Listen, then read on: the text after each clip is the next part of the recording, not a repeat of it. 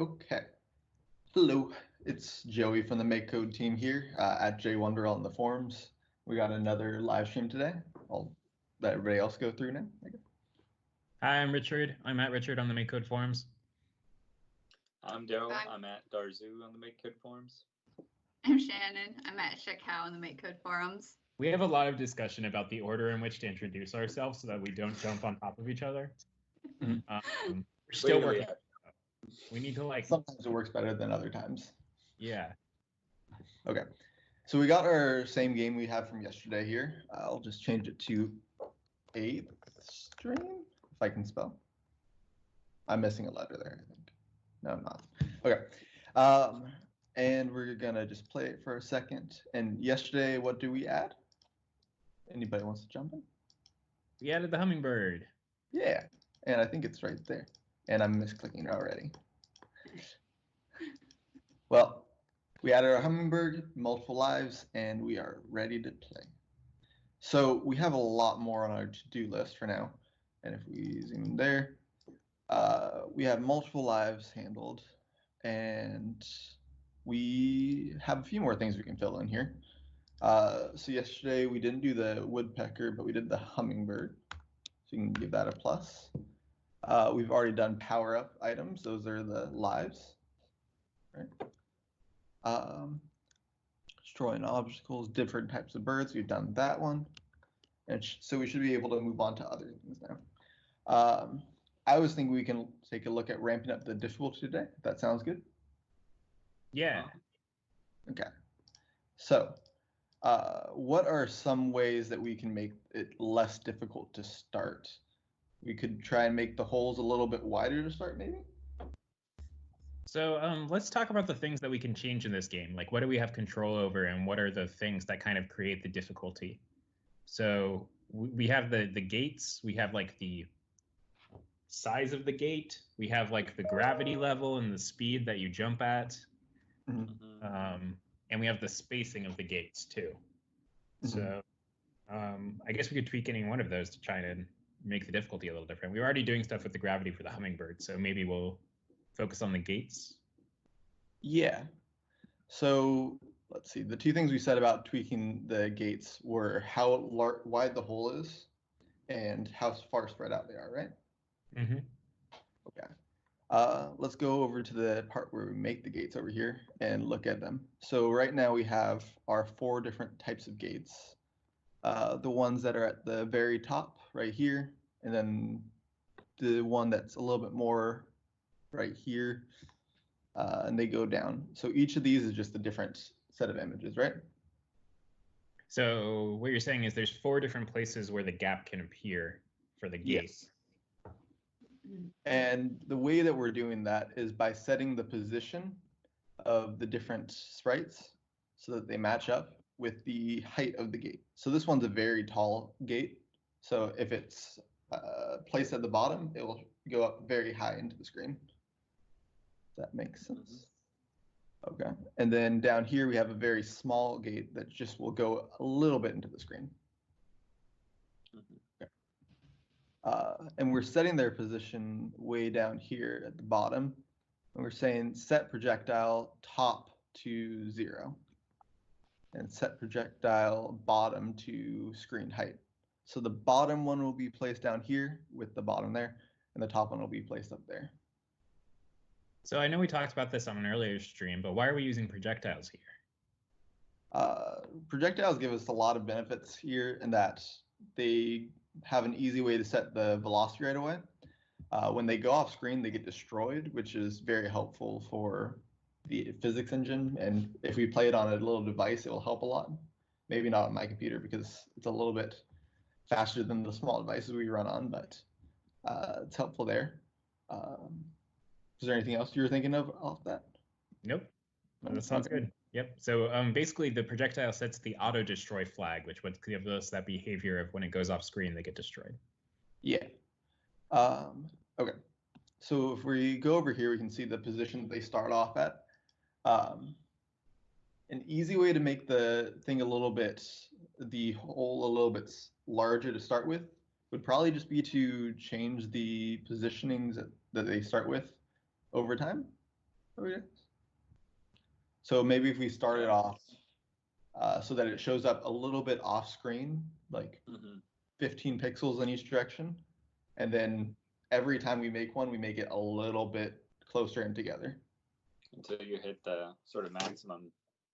Yeah, until we hit, if we start off at 15 pixels off screen, we should probably not make it any harder than it is now, because that's pretty hard. Yeah, that sounds great. Okay, so to do that, I guess we'll need another variable, which is adding to them. So any ideas for a variable name? Maybe gap height? Or, well, it's not really the height of the gap, right? It's like an offset. Yeah. Offset. Yeah. So tree offset. Yeah. Sure. Okay. And if we set this one, we can initialize it up here in our on start. Way up here. Okay. So we want to start off and let's give it something small for now. So maybe 15. That'll take up most of the space for these ones because the sprites were, this one was 24 pixels high, I think it said. Right. Okay. So then if we go down here, we want to say set projectile top to 0. If we go into the math, and we can just take away our tree offset. So now we'll start at 0 minus tree offset. We set that at 15 to start. We'll be at negative 15, and it's a lot easier already there. And probably do the same for the other side. Keep the gap. Yeah. Sure. And go into math again. This time we want to add it because this is going to be the bottom of the screen, 120 pixels. We want to add 15 pixels to that. And tree offset plus screen height. We got that. And it is a much easier game that I don't think I'll have any trouble winning right now. Okay. So now we have the next part of it, which is making it get harder as it goes on. Any ideas on how to start with that? You could just over time decrease the offset if it's above 0. Okay. So yeah, if the offset is not equal to 0, if it's above 0, we can just lower it. Probably just in this on-game update would make sense so that each obstacle is a little bit harder than the last one. Yeah. You could also do it. Well, yeah, let's do. You could also do it every couple obstacles, like at an interval, just so that there's a little more progression over the. Well, we could start with just every obstacle and then you see could how it also goes. adjust it by. Are you allowed to adjust it by a decimal amount? Will it work with non-integer? Yes. I mean, yeah, it'll work. Yeah, that'll work. I mean, but yeah. So what I'm saying is, you could do it here, and then you don't need logic for like every other obstacle or something. Also, if we just do it by like half a pixel per time, it'll just decrease the gap that we actually see by 1 each time because we're doubling up the gap size right now. Right. Yes. Okay. I don't know if that'll actually happen though because of the pixel grid. Rounding. Yeah. Yeah. Yeah. I think we can see in a second. I'll start off in here and we can adjust it to another event later on if we feel like that is necessary, I guess. So we want to go into logic, right? And at the end of the event, leave it down here so it's easy to move for now. We want to compare it with, let's see, compare this one and get the tree offset. So if the tree, if 0 is less than the tree offset, so that means the tree offset is greater than 0, greater than or equal to. So let's just change that. Less than or equal to. Then we will want to change the offset, right? So we can just subtract -0.5, half a pixel from it each time. So then if we go back over here,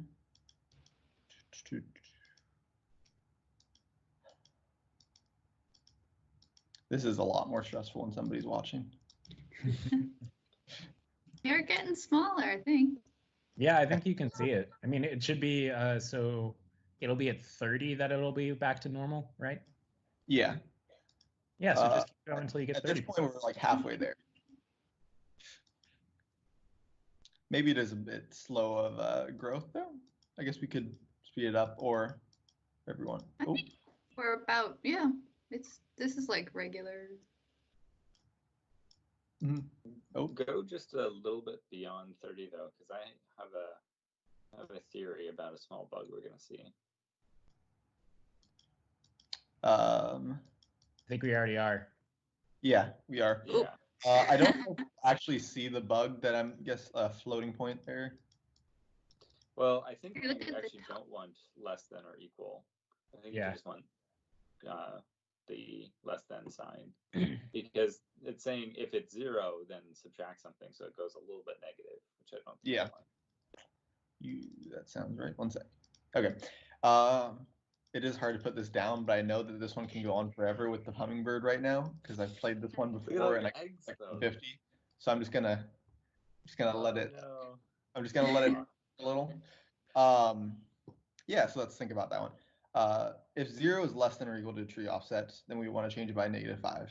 Then if tree offset is 0, we also want to. So yeah, you're right. We should change that back to a less than. And now it will never be harder than the hardest point it was before. Right. Okay. So that's a start on that one. And then that we have the hole getting smaller over time. And we were saying we want to spread them out more too. Yeah, I mean, that's another option. Speed them up. Speed them up. Yeah. So we set the velocity gap sprite. Okay, so we set the velocity in a lot of places here already.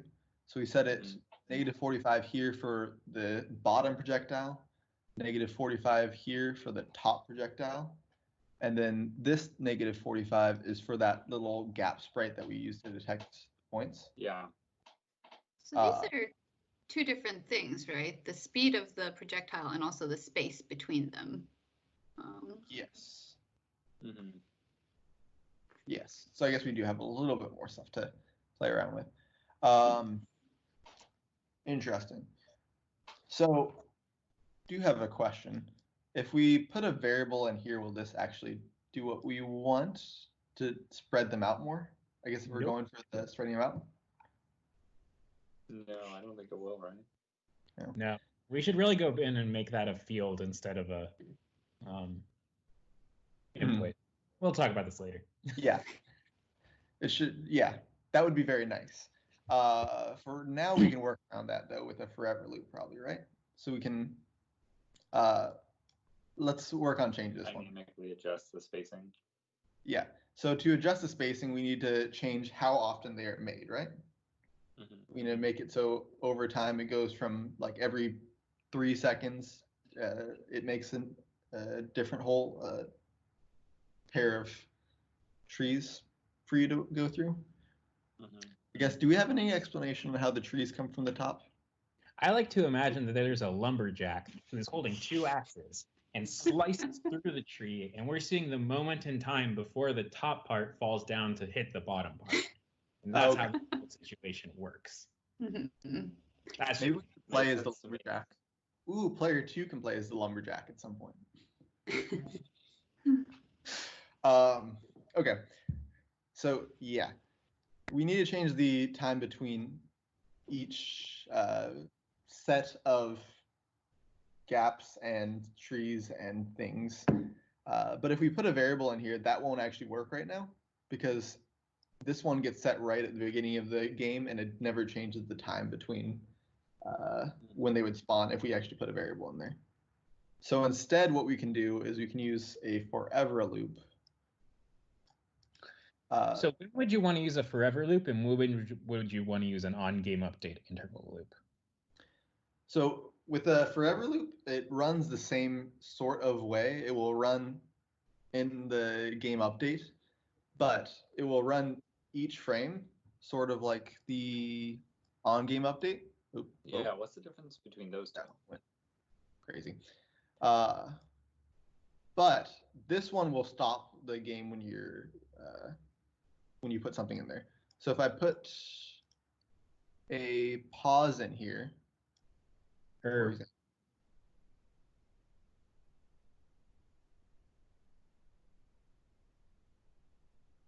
why is this one not pausing actually? Oh, there you go. What happened? Yeah. Yep. So it's working. It's working. So it just slowed everything down a lot. Yeah. Okay. Yep. So basically, when you have an on-game update, all of the code that happens in the on-game update and on-game update interval needs to happen before it can draw the screen and keep going. Mm-hmm. And so if you put this pause for 2 seconds, every single time it tries to draw the screen, it's going to wait for 2 seconds beforehand, which will just obviously make the game not work very well. An option to make the game a lot harder, though. If we put it into a forever loop, though, this one will run independently of the game loop. So it still gets started as part of the game loop, but when it goes, it doesn't stop anything else. So if we want to make it the same as this one, we can put in 1500 here, and we can just put one of these, move all this code over into this forever loop. So now it'll run this code, and it'll get to the bottom, and it will have a pause for 1.5 seconds. And the game looks about the same as it did before, right? Yep. Yeah. Okay.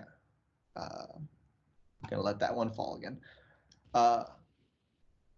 So really that one didn't change anything for us yet. What we can do now is we can change how long there is between each set of pipes. Let's just change it to be random to start with as a quick example, and we can add in a variable in a second. So we can say that there's one new one every 1500 milliseconds, 1.5 seconds to 5 seconds at random. Now it's very easy. And then sometimes it'll be a little bit more difficult. Yeah. Let's drag this one out. Similar to this one, though, we want to change the timing in between. So we can make another variable. Oh boy. And just distance between gate interval. Gate interval, yeah. Naming things can be very hard at times. Okay, so right now we're setting it as 1500 milliseconds, 1.5 seconds, and that's this distance. Maybe 2500 to start, just to make it a little bit easier to start. 3000 looked like it was a lot earlier.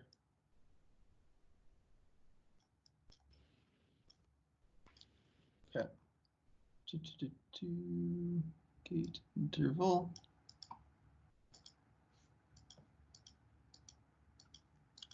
Now we have a little bit longer of an interval in between. Mm-hmm. Okay. So, any ideas on what we're going to do next? Well, I kind of liked what you were doing before with the random. Mm-hmm. I wonder if it could just get more random over time. So then you start getting some that are close together and some that are far apart, and it gets more chaotic, and you have to kind of respond to that. Okay. Yeah. It could get random and also harder. So if you drop the lower bound, on like how close together they can be. It'll add difficulty too. Yes. Okay. Lots of options there. So one way we can do that would be pick random. And so then to start off, we'd have pick random from, why was it not able to, okay. That and gate interval again, plus, let's say 1000. Okay. So this way we have our same interval that we had before, and it will pick a time period that is at least gate interval, at least 2.5 seconds, but up to 3.5 seconds, right? Yep. Okay. And so what we would want to do is change both of those things. So we want to lower gate interval, so the minimum time is smaller over time between gates. And we also want to increase this number. We want to increase how the range in which there are gates. Well, I don't know if we want to increase. Let's start by just changing the gate interval. Otherwise, I think we might make it too easy. Yes. You might occasionally get like 15 seconds in between a gate. Yeah. And so that's as pretty much going to be the same interval, for this, right? Yeah, and as gate interval is going to 0, you'll naturally have a well, actually, it could come really fast together. It could be impossible. I think we should just try it out. Let's make some changes and see what happens. Okay. So yeah, let's just do the simplest thing, which is always reduce gate interval. And half of a millisecond is not really ever going to be noticeable. Let's do, let's make it happen quick so that I don't get to the point where I'm playing the game and get stuck on that one. What's going to happen when you pause on a negative number? It does nothing. I know that one. Okay. Nice. So it's a little bit hard. Oh boy. It's changing to 0, 0 because gate interval is becoming negative. So if you add 1,000 to it, it's going. Yeah. Spawning one every frame. Yeah, because it gets down below 0, it does get to the point where it's pausing for 0, and then every frame, which is 30 milliseconds in between, it creates a new one. So I guess we do probably want a minimum. I think we've succeeded in ramping up the difficulty, though. How far can you make it through that wall of logs, Joey? I need to not lose the first one, which is... You got to get the hummingbird, and then... Yeah, you need the hummingbird. Just restart until you get a hummingbird. We can't start with the hummingbird, though. No, but you can get one second. Oh, but that part doesn't matter. I just want to see... I don't think the hummingbird's going to make it through there either. I mean, I see a lot of logs here, right? There's some hummingbirds that are as big as a bumblebee. Again, if an ornithologist plays our game, they'll probably be very disappointed in us. Yeah. Okay. I guess we can just put the same cap on as this one. So start off with that. So we want to move this over here. We want to change this one to gap interval, gate interval. Okay. So this one will get to the point where it could be very impossible still, I think. Let's see. So we're going to be getting times between 0 seconds and 1 second in between. Yeah. So far, I've gotten fairly lucky, I feel. Yeah, that one. We don't ever want it to be impossible, right? You shouldn't have to there should always be some way to get through that we generate. Yeah. I think the minimum should be 500 something. So there's always at least half of a second in between. Yeah. See. Even that might be impossible in certain cases. Sometimes, even with the hummingbird, or maybe because of the hummingbird, because it goes so slowly, it can be hard to bring it to the right size and time. No, I like this. I think it's good. We already made the game easier by adding more lives. Yeah. So maybe we need to tune it a little bit, but I like that it ramps up a lot more. It makes sense that we would have a higher in difficulty. I think it could probably ramp up slower than it is. Yes. Yeah. Quite a bit. Oh. I feel like I should lose here, so this is a good one to play through. Oh, okay. But this is like a good max difficulty, what we've gotten right there, I think. Yeah. Like, it still looks possible. Okay. So this one will ramp up over 30, we said, right? Because we started off at 15 and we subtract half of one each time. Do we want to do the same interval, like same time for that, or? So I had an idea. Maybe that first if statement, if you added an else and you put the second if statement inside of the else, then it'll only start ramping up in difficulty after it's done ramping down the easy start. So that you're not doing two variables at once. I don't know if that's better or not. But. That makes sense. So then we would have, for example, the first 30, it gets progressively smaller. And then the next 30 or so, it gets, the gap gets smaller and about the same randomness. But we can look at that later. I think that's a good idea, but if we do that, we should make the initial gate interval smaller because I think it's a little big right now. Yeah. So let's, I went maybe a little bit fast for a stream there. Let's have that. So it's 15. The first 15 are different size. Well, no, I just mean like take the gate interval and maybe make it 2 seconds or 1/750 or something. Yeah. Oh, gate interval. Yes. So 1/750. So then it's going to be between, 1.75 seconds to 2.75 seconds to start for the first 30 rounds, and then it will get smaller. Yeah. Okay. So then how are we going to do this one? Let's move this down here. So what we want is an if, and then otherwise we want to do something else. Mm-hmm. So then we can click on this one to add an else, and I'll click on it one more time so that it adds the else if. So it's a little bit prettier. I don't know if you need that. I was thinking you just drag the... Oh, you just want me to drag this guy in? Yeah, but it's the same thing. That is an else if, yes. It is an else if, just a little bit nested. But I didn't want to change it again there because once we add the else if, it's a little bit annoying to have to take it out. So yes, sure. Either way, they're going to be the same code there. Yeah. And probably we should change how quickly this one goes down in interval because it's 1/10 of that. Yeah, so 50 per step after the first 30. Yeah, that sounds good. So then, let's see. We can figure out how long it's going to take till it's max difficulty, I guess.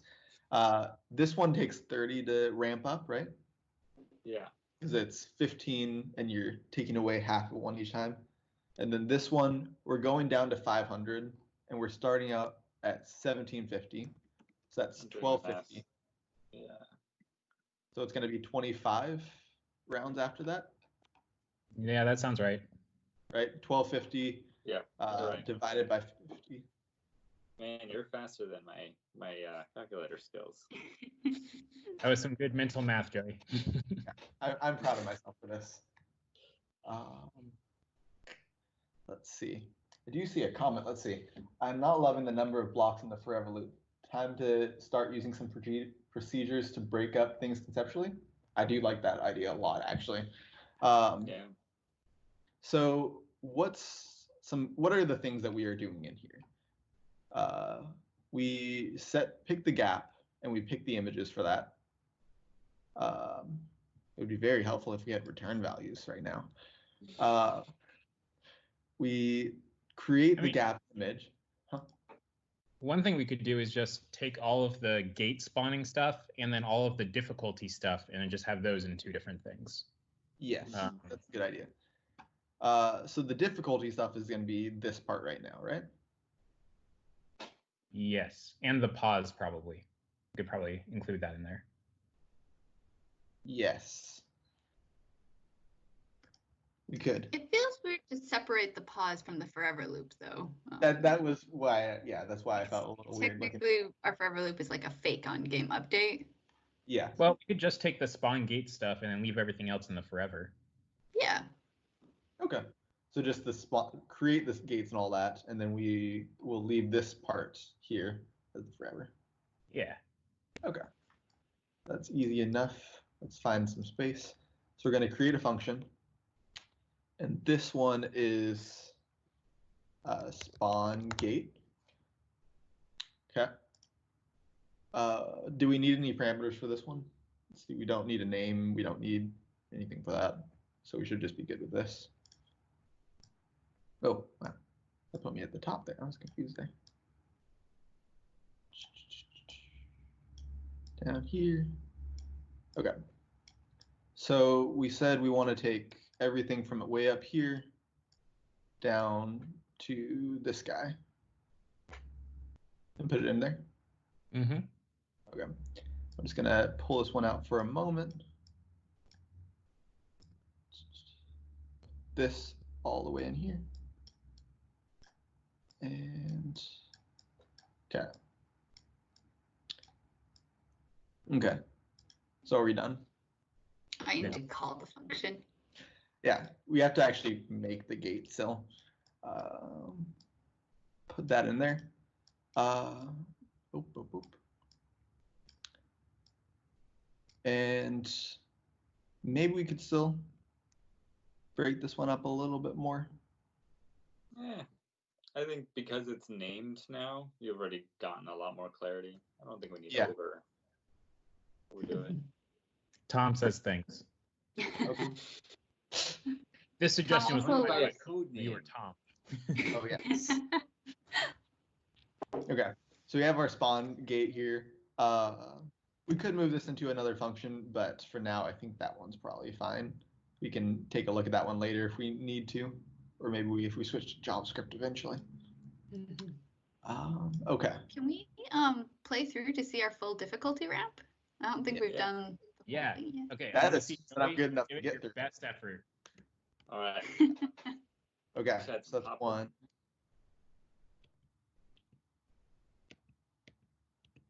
Okay. Starting Not out really. pretty easy. Huh? Starting out pretty easy. Yeah.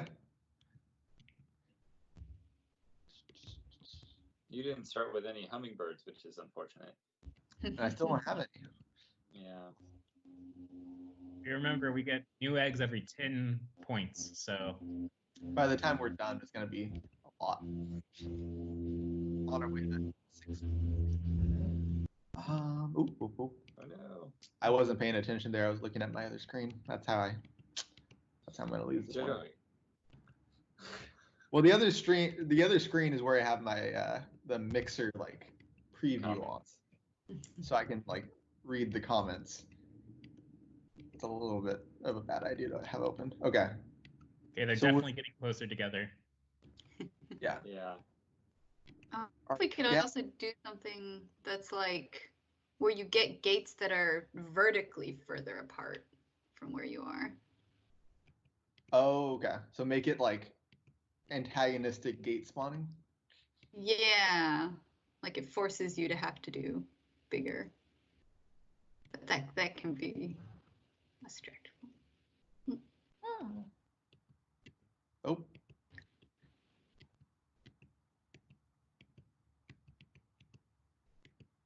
Oh man. Getting dicey. Ooh. Oh. That last second spawn really helped. 2 more till a life. Yes. Nice. Yeah. Oh. Still no hummingbird. I'm not feeling too hopeful that I'll see. Oh, wait. Oh. Hey, that was pretty good. Oh. Yeah. I also feel like that was a good length of game, so I feel like we've actually tuned this pretty well. Yeah. Yeah. And even as there, it didn't look impossible. It looked just very difficult. Yeah. Yeah. The hummingbird could have gotten that, I think. Did I get any hummingbirds that time?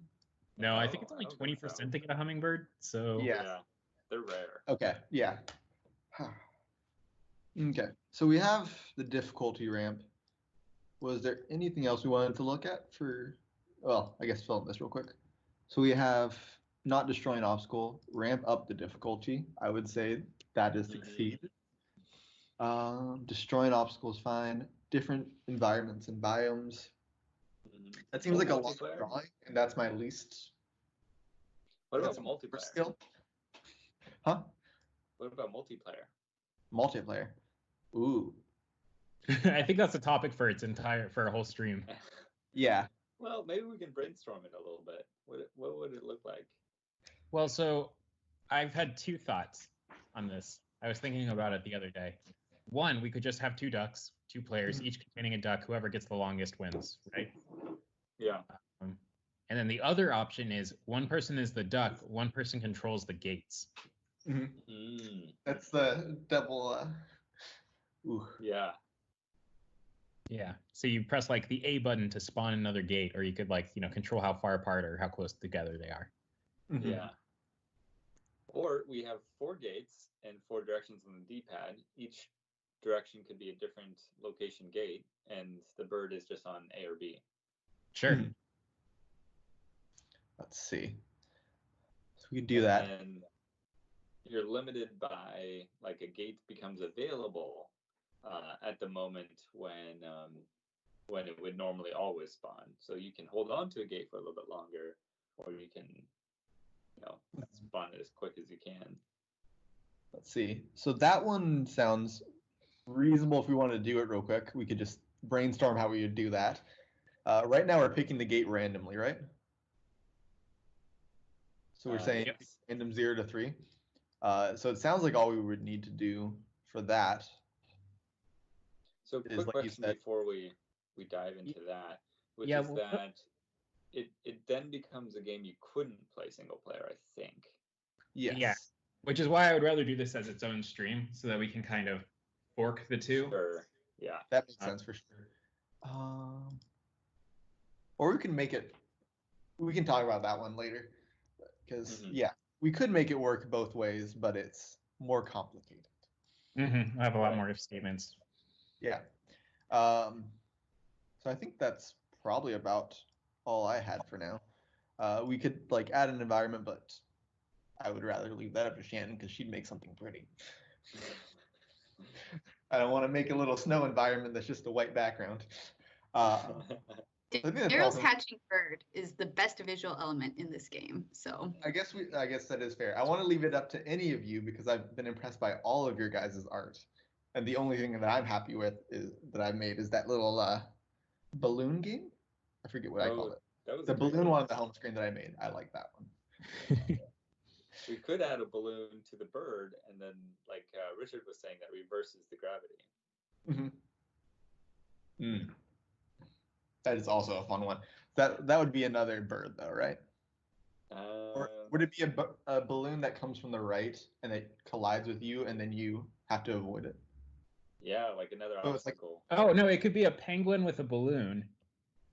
And when you flap your wings, it goes down instead of up. So we have a little flapping penguin, and then we make a balloon sprite that just follows it, but keeps a standard Y distance. We don't have a penguin yet, do we? No. I don't think so. No, closest would be the shark. Yep, yes, closest thing to a penguin is a shark. That we have. Maybe we had rotate. You could rotate that shark, and it would be almost a penguin shape. We do have a rotate. I guess we do not have a rotate. Do not promise features we don't have, Joey. Oh, I made it. Flip I had an extension programmatically. Oh, we have up there on the most requested features. Yes. No. I was thinking you were saying flip because the shark was backwards there. That's my fault. Yes. Okay. I guess that's all I have. So I'll start signing off then. So alrighty. I'm Joey from J1Roll on the MakeCode forums. I'm Richard at Richard on the MakeCode forums. I'm Daryl at Darzu on the MakeCode forums. I'm Shannon. I'm at Shakao on the MakeCode forums. I did real forget. quick, oh, right, we need to come up with a title. But also, I want to remind everybody that we have a MakeCode Game Jam going on right now. It ends on Monday.